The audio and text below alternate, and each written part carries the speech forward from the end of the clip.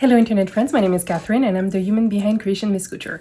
And today we are celebrating St. Patrick's Day.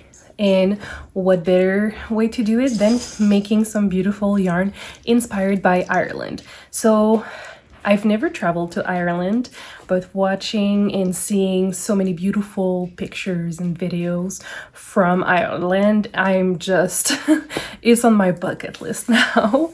So I hope I will do justice to the beauty of this country, and let's get into the pan. Happy St. Patrick's Day to anyone who's celebrating.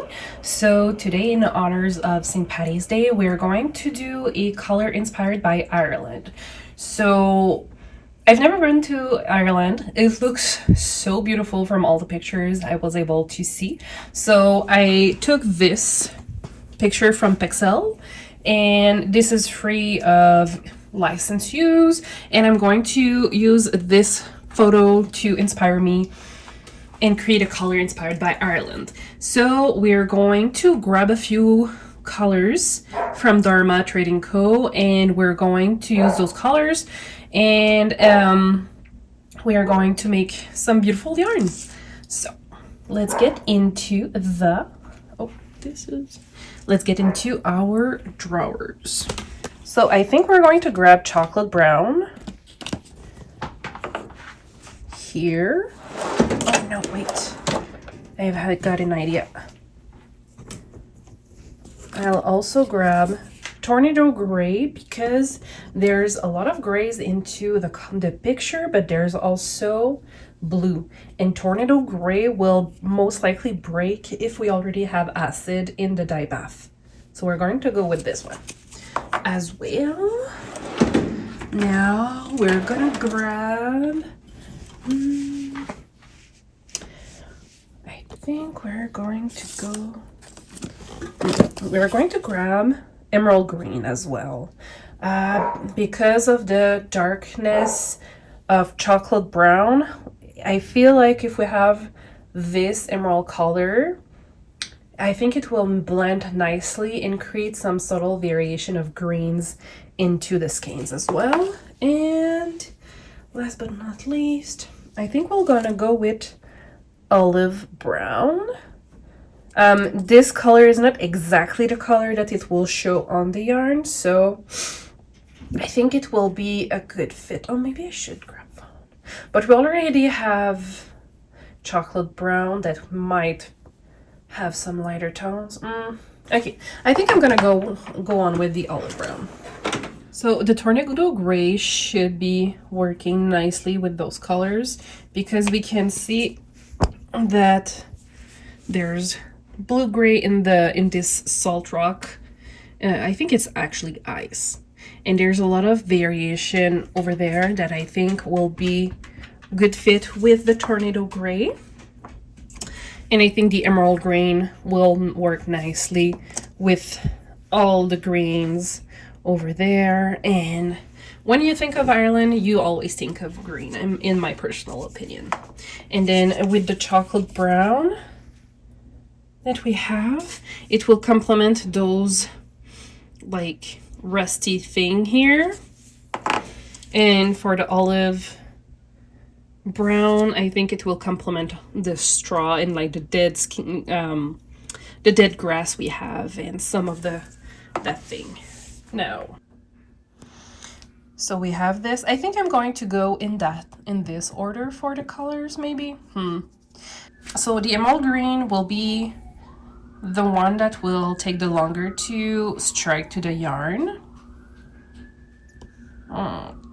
Maybe I should do this first. I think I'll go. Okay, well, you know what? Let's try in this order. Let's go from Tornado Gray to olive brown, and we'll see how what we end up with. Okay, let's get I will be making my stock solution now. And since we're going to be using 4 skeins of 100 gram each, we are going to need 400 milliliters of stock solution for our skeins. So I'm gonna go grab my respirator, so I will sound quite muffled.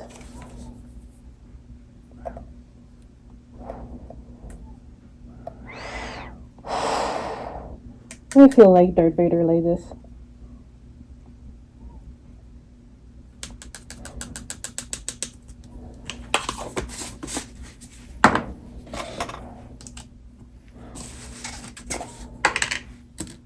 And I always make sure that my scale is at 0, 0, 0 before doing anything or adding new dyes, new colors, and all that, to make sure that I am accurate as possible.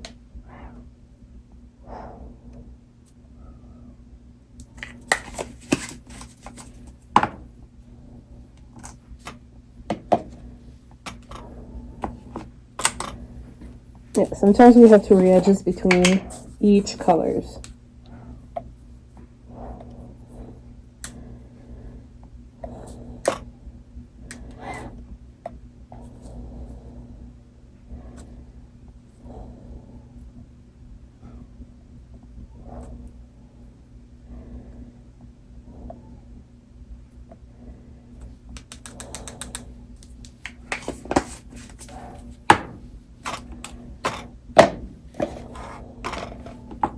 And last but not least, the olive brown.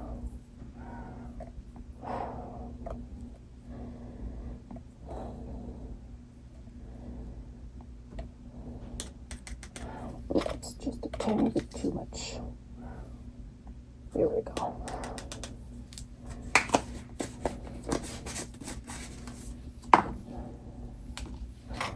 Okay, so we don't need this.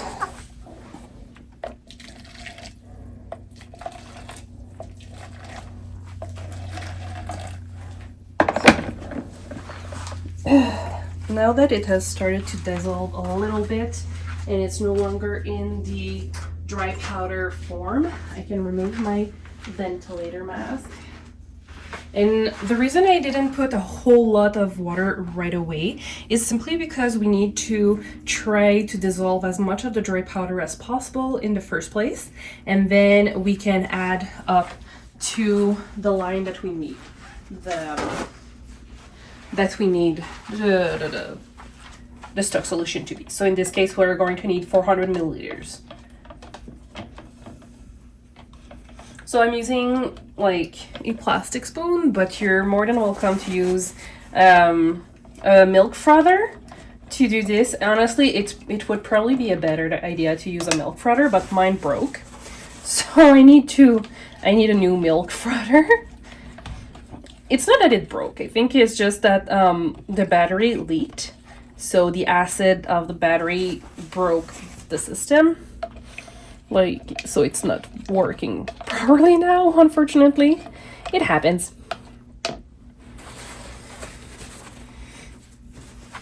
And you can see the colors should look very nice together. Can't wait to see what we do. Okay, so now we're going to be adding the rest of the dye. I'm going to need to grab more water.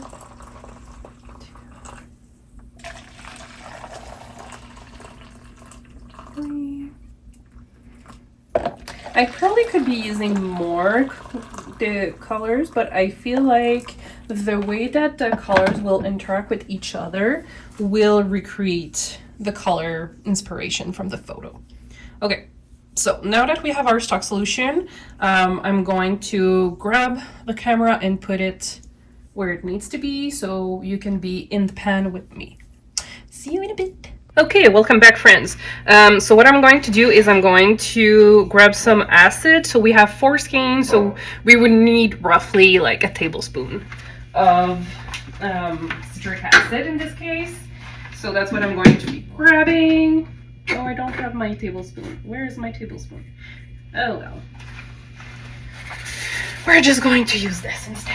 And since I want to do a low immersion technique, I'm just going to be putting 4 cups of water in my pan. So I'm just going to grab my 4 cups. Oh, it's only so we're adding the 4 cups, and that way it helps the acid to dissolve in it. So we're going to add the tornado grape first.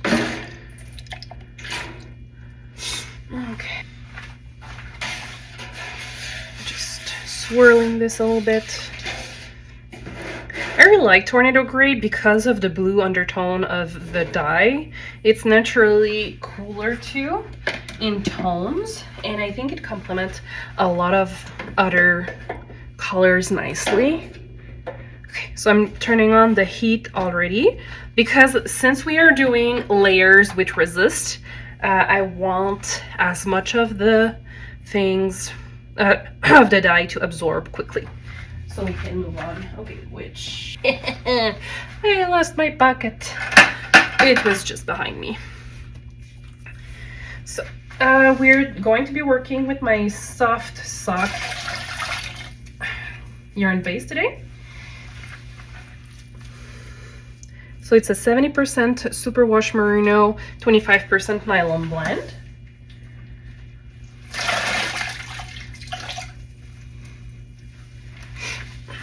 And if you're doing a technique similar to this, what I recommend is that you count the number of twists you give to your yarn, so that way you can repeat more easily the results. Should I be wearing my gloves? Yes, please wear gloves. Don't be like me. I know, I shouldn't be do as I say, not as I do.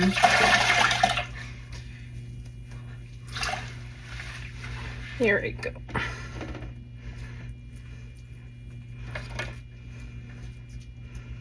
There we go. Okay, so we're going to let this strike and we'll come back to it.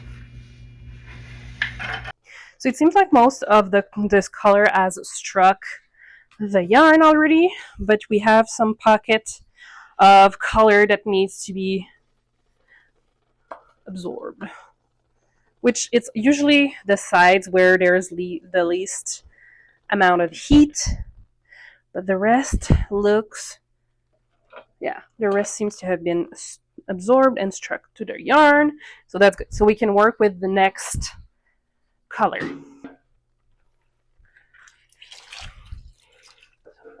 We're just going to set it aside, remove the excess water. Ouch. This was warm. And we're going to add our emerald green in it.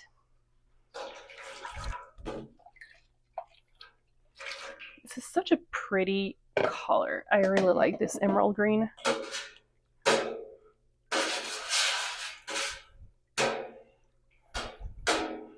Okay. So this time we're going to twist it on the opposite way, but still the same amount of twist. So,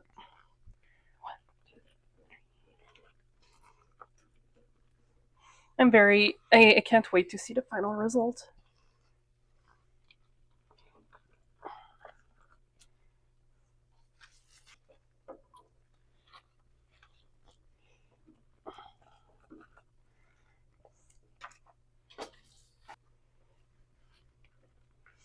There we go. Just making sure that we have everything's equal. Okay. So we're going to let this strike the yarn and we'll come back. So see you in a minute. Maybe more like 10 minutes. See you soon. Okay, friends, I'm pretty sure this has all been absorbed. Okay, this is good looking. All right. Okay. So you can see there's still a lot of white created by the resist we've added into those. Ow. That was hot water. Should I be using thongs? Yes, I know. I don't learn. What can I say? I like to suffer. Okay, so we have a bit of a green left over in it, but that's totally okay. Green has a tendency to be slower to absorb, which is something that we know. So I'm adding the chocolate brown now.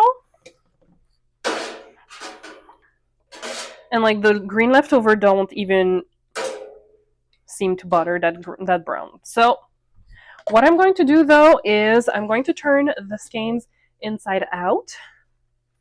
so we can expose the white a little bit better.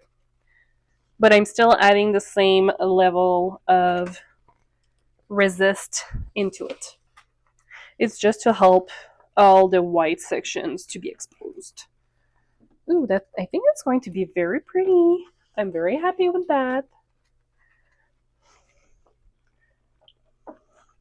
And the soft sock are longer than other of my yarn bases, which creates more resist as well. So this is something that you need to keep in mind. If you're working with different yarn bases, the length of your skein will create resist in your pan. So the longer they are, the more squish they will be in your pan. So it will create different results on different skeins of yarn. So this is something that you need, just be aware that this is something that might happen as well. Okay, starting to absorb and strike already. Perfect. So we're going to let this, oops. We're going to let this in the pan for about another 10 minutes and we'll come back later. Okay, so it's been about 10 minutes. I had time to do some dishes and it looks like our chocolate brown is pretty much fully absorbed. So let's remove the excess water.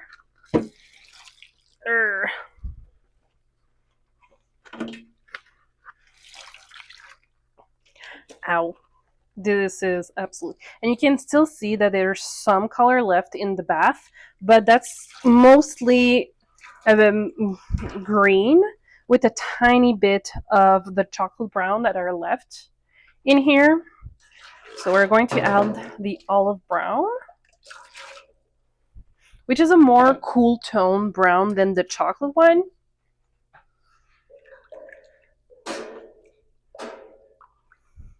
But it's going to be very nice. And we're going to do the opposite direction. 1, 2, 3. That we did. This. And don't forget that we're going to have a lighter color due to the fact that when it will dry, it will be lighter. It's always lighter when it's dry.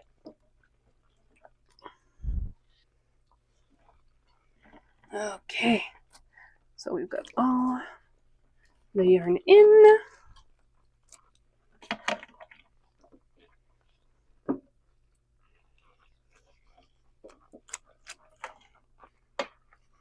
And it's already starting to strike, which is good. Perfect. So we're going to let this a good 10 minutes. And I'll come back and see if we're missing something. Maybe. Okay. And it's kind of a little bit yellowy with the olive brown, which is something that I wanted from that color. Okay. I stopped touching it and we'll come back to it. Okay. See you in a bit. Okay, so it's been about 10 minutes and the color's pretty much struck. So now what I'm... Hi. Oops. I'm just going to open and put the skeins flat because I want to see how much we have of like naked yarn, if I want to like kind of want to say if we still have naked yarn. And it looks like the color we chose are working in our favor, because due to the fact that some of them have a slower absorption rate, it created those lighter color. And I'm happy with how this is turning out. I feel like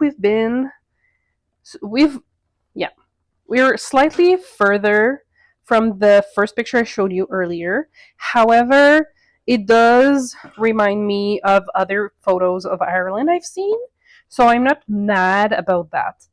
I still think we have a good representation of those greeneries that we've seen in other pictures. I can show you a few pictures. Like the thumbnails of this video will be more representative, I feel, than this. So like we still see the greeneries, the trees, the trunk, and all of that. So I still think we have a good representation. Maybe we should do. No, I think I'm going to leave it as is. I'm going to let this cook for another half hour, just so that we make sure that all the greens has been absorbed, all the brown has been absorbed, instruct the yarn and settled. Should I add something else? I don't think I should add anything else. I think this is perfect as is. So I'm going to let this cook for half an hour, and then we're going to wash this yarn. Well, yeah, that's the plan. Okay, thank you. So here I was expecting a bit of bleeding simply due to the fact that we were using emerald green. In my personal experience, emerald green is a color that has a tendency to either to leak or to not completely vet, which means that when you're dyeing it, you usually have a tint of green left in the dye bath, which in this situation we did had a little hint of green. So I was expecting a little bit of bleeding in this situation. It's never something major. It's usually just a little bit of a hint of green in the water that is left.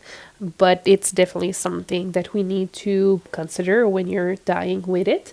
If there is a huge leakage, then this is when it's concerning. However, most of the time, a good bath will help remove the excess. And also a friendly reminder that if you have an acidic water at home, you won't see as much bleeding or leaking from dyes, where if you have more basic water, sometimes leakage will occur more often.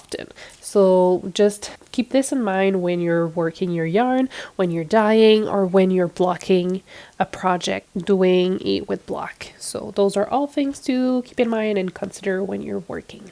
And here's the final result of the Ireland inspired color. So you can see that we have still very bright green emerald spots over here, and still we have some negative space that are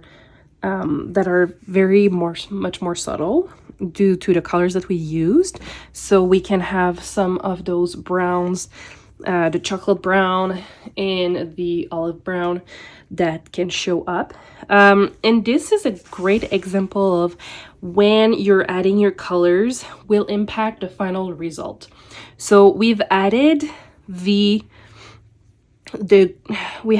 gray first, and then we've added this emerald green, and we've almost lost all of the gray except for a few spots here and there.